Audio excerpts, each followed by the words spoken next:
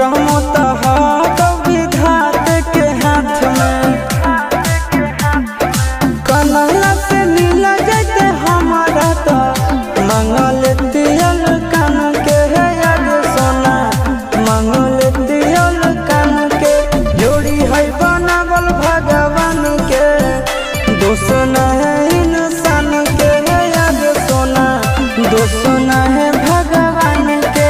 जोड़ी है बनावल भगवान के, दोष न है इंसान के है याद सोना, दोष न है इंसान के।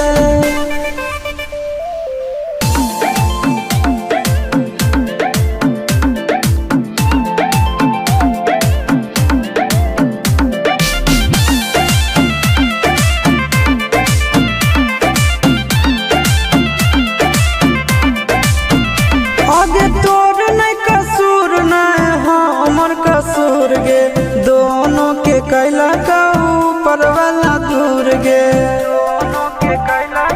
ये सोना आगे तोर नहीं